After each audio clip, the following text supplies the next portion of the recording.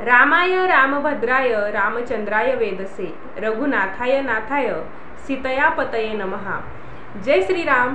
Hi hello नमस्कार, मी कोमल आणि स्वागत आहे तुमचं नाशिककर कोमल या यूट्यूब चॅनलवर।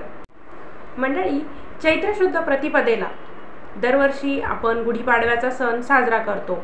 त्यानंतर नवमीच्या दिवशी रामनवमीचा उत्सव मोठ्या थाटामाटात साजरा करतो। तर यावर्षीचा गुढीपाडवा 9 एप्रिल 2024 ला मंगळवारी आहे आणि त्यानंतर नवमीच्या दिवशी म्हणजे 17 एप्रिलला आपण रामनवमीचा उत्सव साजरा करणार आहोत। तर गुढीपाडवा ते रामनवमी या कालावधीत या दरम्यान आपल्याला काय सेवा करायची आहे, काय उपाय करायचे आहे, ज्यामुळे प्रभू श्री रामचंद्र आपल्यावरती प्रसन्न होतील, आपल्या आयुष्यातील अडीअडचणी असतील, संकट असतील त्यांचं निवारण होण्यास नक्कीच मदत होईल। तर काही सेवा आहेत ज्या आपल्याला गुढीपाडवा ते रामनवमी या कालावधीत करायच्या आहेत। तर त्या सेवा कोणत्या तेच आपण आजच्या व्हिडिओमध्ये बघणार आहोत की गुढीपाडवा ते रामनवमी दरम्यान आपण कोणत्या सेवा करू शकतो याबद्दलची सविस्तर माहिती मी तुम्हाला आजच्या व्हिडिओमध्ये देणार आहे। त्यासाठी व्हिडिओ शेवटपर्यंत बघा आणि व्हिडिओ बघत असताना कमेंटमध्ये जय श्रीराम असं जरूर लिहा।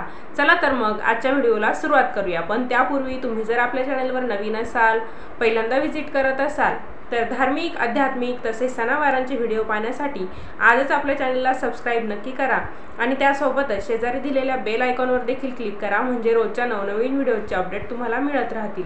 चैत्र शुद्ध प्रतिपदा म्हणजे गुढीपाडव्याचा दिवस म्हणजेच चैत्र पाडवा।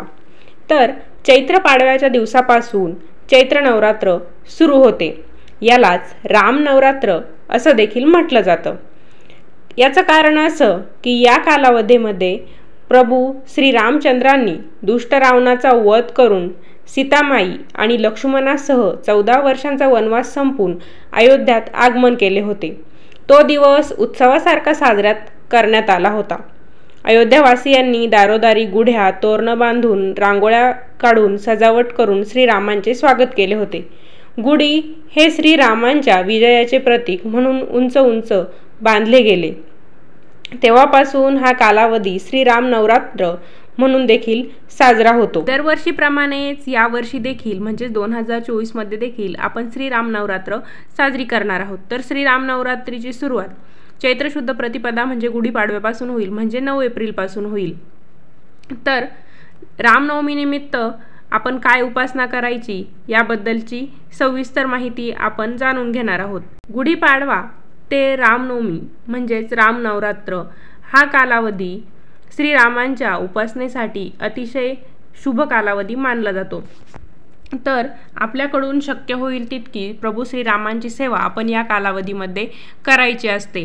गुढीपाडव्याच्या दिवसापासूनच आपण प्रभावी सेवा सुरू करायची आहे। त्यासाठी तुम्ही काय करायचं आहे, तुमच्याकडे जर प्रभू श्री रामचंद्रांचा फोटो असेल तर चांगलंच, किंवा मग फोटो नसेल तर आपण ज्याप्रमाणे प्रभू श्री रामचंद्रांची दिवाळी 22 जानेवारीला साजरी केली तर त्यावेळेस ज्याप्रमाणे पूजा मांडली होती त्याप्रमाणे आपण पूजा मांडू शकतो। तुम्हाला जर पूजा कशी मांडायची हे माहिती नसेल तर व्हिडिओची लिंक मी खाली डिस्क्रिप्शन बॉक्समध्ये देत आहे, ते बघून तुम्ही पूजा मांडू शकता।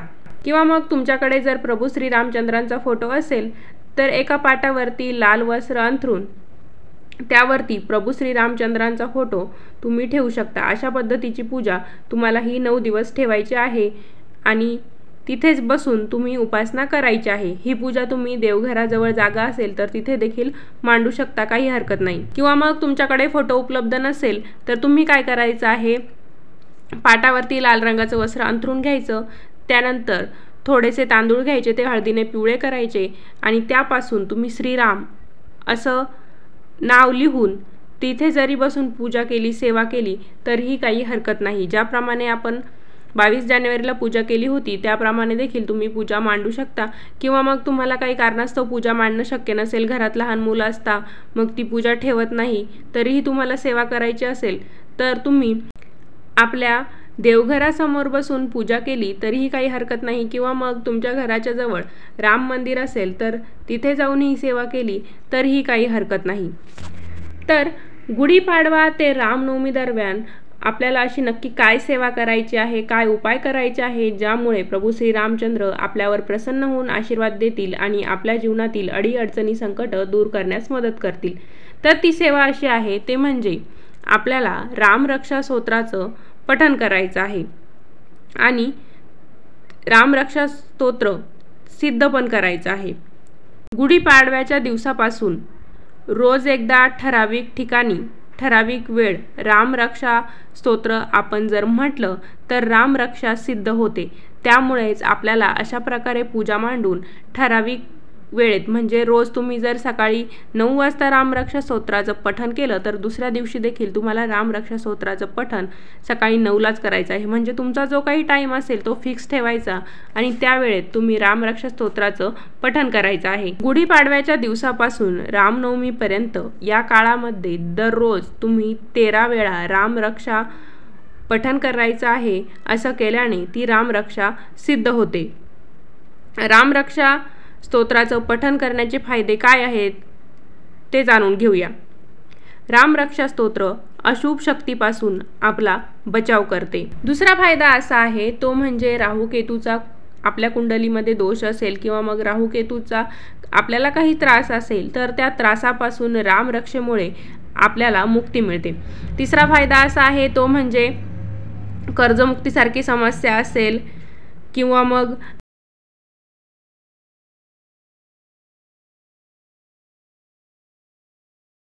रामरक्षेमध्ये प्रत्येक अवयवाचे स्वतंत्र पाठ आहेत। त्या पाठाचे सतत पठण केले तर त्याचे स्वतंत्र फळ आपल्याला नक्कीच मिळते। उदाहरणार्थ सांगायचं झालं तर कौसल्याये दृश्योपात्तु असा एक श्लोक रामरक्षा स्तोत्रामध्ये आहे। तर हा श्लोक जर आपण सतत म्हटलो तर त्यामुळे आपल्याला डोळ्यांसंबंधित काही समस्या असतील, डोळ्यांचे विकार असतील तर ते विकार बरे होतात। तसंच जर आपल्याला कानाचा काही प्रॉब्लेम असेल, नाकाचा काही प्रॉब्लेम असेल किंवा इतर कोणत्याही अवयवाचा काही प्रॉब्लेम असेल तर आपण त्या पाठाचं पठण केलं तर आपल्याला त्याचं फळ नक्कीच मिळतं। आता रामरक्षा म्हणताना आपल्याला काही नियमांचं पालन करायचं आहे तर ते नियम कोणते ते आता जाणून घेऊया। रामरक्षा आपण गुढीपाडवा ते रामनवमी दरम्यान दररोज सकाळी म्हटलं तरी चालेल, तुमच्या वेळेनुसार तुम्ही म्हटलं तरी चालेल, पण 13 वेळेस दररोज तुम्ही रामरक्षेचं पठण करायचं आहे। आणि इतर वेळेस म्हणायचं झालं तर रामरक्षा आपल्याला जमेल तेव्हा वर्षभरातील कोणत्याही पौर्णिमेपासून आपण पठण करायला सुरुवात करायचं, ते लाभदायक ठरतं। रामरक्षा रोज एकदा ठराविक ठिकाणी ठराविक वेळीच म्हणावी। जसं मी तुम्हाला अगोदर सांगितलं, तुम्ही सकाळी 9 वाजता म्हटले तर दुसऱ्या दिवशी देखील 9 वाजता त्याच जागेवर तुम्ही म्हणायचं आहे। वेळ आणि जागा आपल्याला बदलायची नाही। तसेच त्या आजारपणात अनुकूल श्लोक पठण केल्यास आजारातून मुक्ती देखील मिळतं। जसं की मी अगोदर तुम्हाला सांगितलं की प्रत्येक अवयवाचे स्वतंत्र पाठ आहेत आणि त्या पाठांचं आपण पठण केलं तर त्याचं फळ आपल्याला नक्कीच मिळते। तुमच्या घरातील एखादी व्यक्ती आजारी असेल तर त्या व्यक्तीच्या नावाने रामरक्षा स्तोत्राचं पठण घरातील इतर व्यक्ती देखील करू शकतात, म्हणजे त्या व्यक्तीची आजारपणातून लवकर मुक्तता होते। आपण जेव्हा रामरक्षा म्हणतो त्यावेळेस हातपाय स्वच्छ धुवून शुचिर्भूत होऊन रामरक्षा म्हणण्यासाठी आपल्या जागेवरती बसावे। जे कोणी कुमार वयातील मुलं असते त्यांनी तर रामरक्षा नित्य नियमाने रोज देखील म्हटली पाहिजे। त्यामुळे काय होतं, वाणीवर योग्य संस्कार होतात आणि नित्य रामरक्षा पठणाने शक्ती उत्पन्न होते आणि ती आपली सदा सर्व काळ रक्षण करत असते। रामरक्षा स्तोत्राचं महत्त्व किंवा अर्थ आपल्यापैकी बऱ्याच जणांना माहिती नसेल। आपण श्री रामरक्षा स्तोत्राचं महत्त्व आता थोडक्यात जाणून घेऊया। श्री रामरक्षा या शब्दाचा अर्थ रक्षण करता राम असा होतो। नावातच अर्थ दडलेला आहे। प्रभू श्री रामचंद्रांना मर्यादा पुरुषोत्तम असं म्हटलं जातं। प्रभू श्री रामचंद्रांचं चरित्र जर आपण अवलोकन केलं तर आपल्याला असं लक्षात येईल की प्रभू श्री रामचंद्रांनी राजा, पिता, बंधू, पती या सर्व नात्यांची मर्यादा सांभाळलेली आहे। सर्व नाते व्यवस्थित पार पडलेले आहे आणि सर्वांना एक फार मोठा आदर्श उभा करून दिला आहे। बुध कौशिक ऋषींच्या स्वप्नात जाऊन प्रभू श्री रामचंद्रांनीच प्रत्यक्ष रामरक्षा हे स्तोत्र सांगितलेले आहे अशी आख्यायिका सांगितली जाते। त्यामुळेच रामरक्षा स्तोत्रातील प्रत्येक अक्षर हे मंत्रमय व तारक असे आहे।